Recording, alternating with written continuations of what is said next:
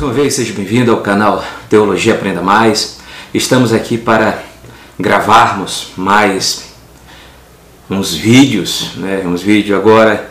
Essa temática que eu quero trabalhar aqui na gravação desse vídeo, que vai ser colocado no canal Teologia Aprenda Mais, vai ser sobre o Pentateuco, né? Vamos estudar agora o Pentateuco, a sua estrutura, mas na verdade o estudo aqui vai ser sumário, né? Vai ser bem prefacial, vai ser bem panorâmico, né? A gente não vai trabalhar os detalhes, né? Esses detalhes eu acho que fica mais para você analisar, né? Assistindo o vídeo, pegando livros, né? Pegando bíblias, né? Pegando roteiros, para que possa estar analisando, pegando os pormenores, aqueles detalhes, sejam eles triviais ou não, e analisando a estrutura. Nós vamos trabalhar sobre o Pentateuco, né? O Pentateuco. O Pentateuco, essa palavra grega, né? Teukos, né? O penta, 5, teukos, pode ser livros, né? O rolo, né? Os 5 livros de Moisés, ou então os 5 rolos escritos por Moisés, né? Então, vamos trabalhar a questão do Pentateuco, que é o Gênesis, o Êxodo, Levítico, Número e Deuteronômio. Ou seja, nós vamos refletir e analisar os 5 primeiros livros do Antigo Testamento. Então, vamos tentar pensar sobre a questão da estrutura cronológica do Antigo Testamento. Se você quiser saber o que é Antigo Testamento, eu dou essa definição nos vídeos, nas aulas, né, sobre bibliologia, que você possa entrar na minha playlist, né, lá na biblioteca, lá que vai ter uma pasta lá de bibliologia, que eu falo sobre a questão, o significado etimológico, né, da palavra Antigo Testamento, o que significa essa expressão Antigo Testamento, está muito bem colocada lá. Então você acesse o meu canal Teologia Aprenda Mais, deixa o seu like lá, né, e curte os nossos vídeos e vê o que é Antigo Testamento, né, o significado que é a palavra Antigo Testamento, né, essa palaia, né, a palaia de Ateque, né? Antiga aliança, Antigo Testamento, Antigo acordo, Antigo pacto, né? Então, estrutura cronológica do Antigo Testamento. Nós temos uma ciência que estuda, né, todos os passos da Bíblia, chamada cronologia, a ciência chamada cronologia bíblica, né? E a palavra cronologia, ela vem de cronos, né, que significa tempo. Até que você volta para o mundo greco-romano, para o mundo grego, né, greco-romano, você vê lá que tem um Deus chamado Cronos, que se refere a tempo. Quando se diz cronologia, é estudo do tempo, né, estudo do tempo, passado, semana, eras, período, etc. Então nós vamos aqui tentar pensar sobre a questão da estrutura, claro, estrutura cronológica, quando se fala de tempo, de espaço, de período, do Antigo Testamento, desse período de aliança que Deus teve com o povo de Israel. Então, o Antigo Testamento, ele contém uma história delineada, demarcada, né, numa larga estrutura cronológica. Então tem a questão de um começo e a questão de um fim, né? Então Gênesis começa com a narrativa, né, ou a narração dos primórdios da humanidade. Seu autor não demonstra nenhum interesse em citar acontecimentos profanos, né? Ele apresenta as linhas genealógicas e uma informação cuidadosa sobre nascimento e morte.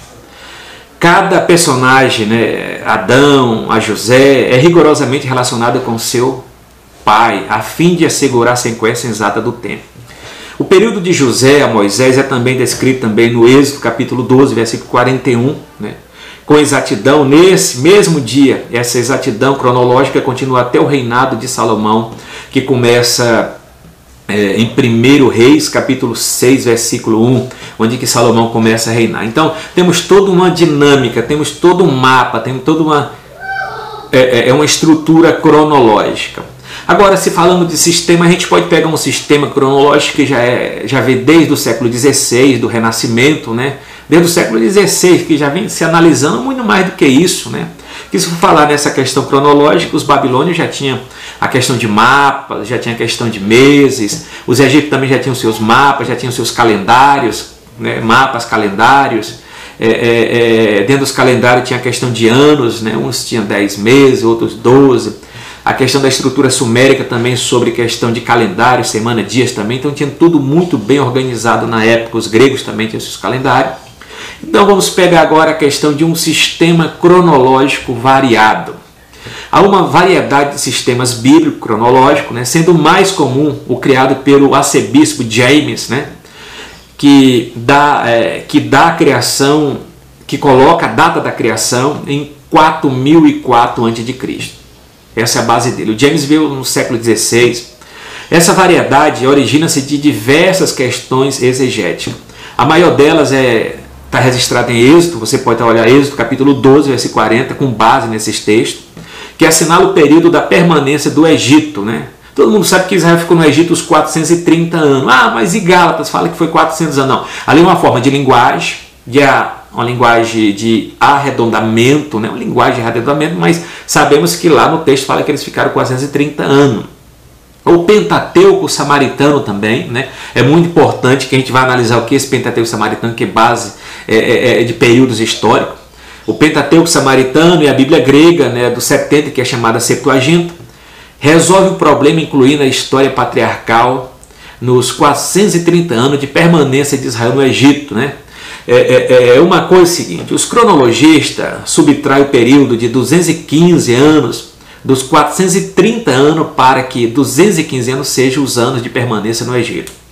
Isso faz com que a data da criação seja a data da criação, vamos dizer, a data da criação lá do começo do Gênesis capítulo 1.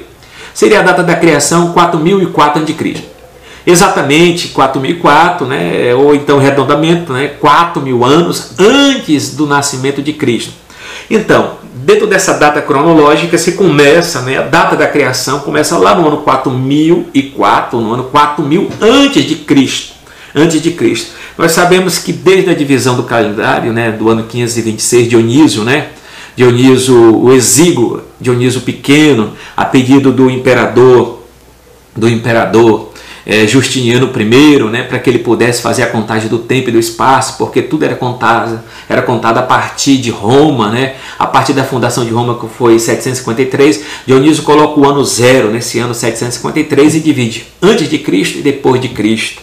Só para termos uma noção, depois quando chegar no Novo Testamento eu ressalto sobre essa questão desse calendário para não complicar. Então, se conta a partir de 4004 a.C., ok?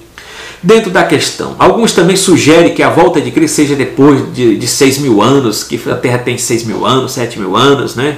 E etc. O texto hebraico, entretanto, indica com exatidão que o tempo que os filhos de Israel habitaram no Egito foi de 430 anos. Isso nós temos registrado, sem sombra de dúvida. Isso também se ajusta com as aproximações de Gênesis capítulo 15, 3, né? E Atos 7, 6. E a data exata expressa do Gálatas 3,17, ao recordar que Deus confirmou novamente a aliança de Jacó em Gênesis, né? Com base nesse texto mais digno de confiança, estrutura a cronologia bíblica. São baseados nessas datas, nesses períodos, né, que tem. Nós pensarmos assim, a questão antes do dilúvio durou em torno de 1.600 e poucos anos. Se conta a partir de quê? Se conta a partir da data daqueles homens que viveu. Adão viveu 930 anos, Noé viveu 950 anos, Metusalém viveu 960 anos, e vem contando esse período para saber quanto período eles viveram antes do dilúvio, que dá mais ou menos 6.600 e pouco, né?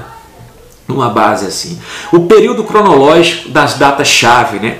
A criação de Adão. A criação de Adão, vamos colocar, começando do ano zero, né? Começando do ano zero, quem sabe lá dos 4.000 e pouco antes de Cristo. A data da criação, a descida de Jacó para o Egito, né? Então isso aconteceu precisamente lá no ano 2.298 anos atrás, antes de Cristo. Da descida de Jacó ao êxodo de Moisés, né? O período que eles ficaram presos, 430 anos. Do êxodo, vai lá, do livro do êxodo, da saída de Israel até a construção do templo de Salomão, passou-se 480 anos. Está registrado lá em 1 Reis, capítulo 6 e 1. Né? Então, possivelmente o ano de 1445, foi no século XV que ele saiu do Egito. Né? E a questão, quando Davi começou, o reino de Davi se conta dentro dessa data do ano de 1010. Né? 1010. A data da construção do templo foi 966. A divisão do reino aconteceu no ano 931, quando Salomão faleceu. A purificação dos dois reinos, por Jeú, né, aconteceu no ano 841. A queda de Samaria, né, que atacada pelos assírios, acontece no ano 722.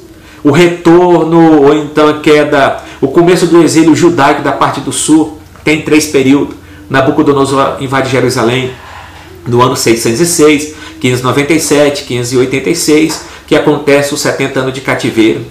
E a outra questão também, o retorno com Zorobabel para a reedificação do templo foi no ano 537. O retorno de Neemias para reedificar, ou então reconstruir os muros de Jerusalém, foi no ano 444.